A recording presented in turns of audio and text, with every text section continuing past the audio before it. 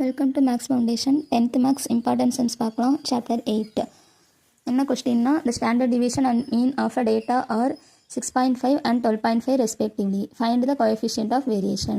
கொஸ்டின்லேருந்து என்ன அண்டர்ஸ்டாண்ட் ஆகுதுன்னா ஸ்டாண்டர்ட் டிவியேஷனும் மீனும் கொடுத்துருக்காங்க, கோஎஃபிஷியன்ட் ஆஃப் வேரியேஷன் கண்டுபிடிக்கணும். சொல்யூஷன் பார்க்கலாமா?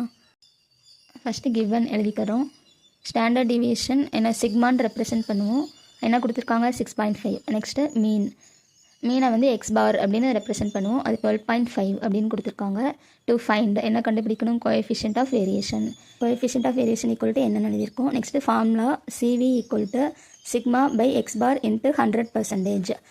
கோஎஃபிஷியன்ட் ஆஃப் வேரியேஷன் தான் சிவின்னு சொல்லுவோம், ஷார்ட்டாக சிவி அப்படின்னு சொல்லுவோம். நெக்ஸ்ட்டு கால்குலேஷன் பார்ட் பார்க்கலாம். சிவி ஈக்குவல் டு சிக்மா என்ன கொடுத்துருக்காங்க 6.5 அப்படி சப்ஸ்டியூட் பண்ணுறோம். By X bar 12.5. இந்த சம்மில் டேரெக்டாக எல்லாமே கொடுத்ததுனால ஃபார்முலாவில் அப்படியே அப்ளை பண்ணுறோம்.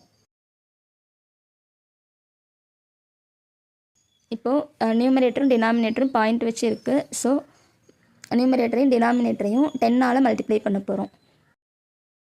10ஆல் மல்டிப்ளை பண்ணால் ஹோல் நம்பர் ஆயிரும். 65/125 என்று 100%. இப்போது 65ஐயும் 125ஐயும் கட் கொடுக்கணும். கட் கொடுத்தா 13/25 5 டேபிளில் கட் பண்ணியிருக்கேன். அகெயின் 25 100 கட் கொடுக்கலாம் 25 டேபிளில். 125 425 ஆர் 100. 13ஐயும் 4ஐயும் மல்டிப்ளை பண்ணுறோம். 4 3s are 12, ரிமைனிங் 1 4 + 1 5 52 கிடைக்குது. இப்போ சிவி ஈக்குவல் டு 52% அப்படின்னு ஆன்சர் கிடைக்குது. இதுதான் ஆன்சர். இப்போ ஃபைனல் ஸ்டெப்பில் result CV coefficient of variation equal to 52%. எப்போவுமே ஃபைனல் ஸ்டெப்பில் ஆன்சரை பாக்ஸ் போட்டு காட்டுங்க.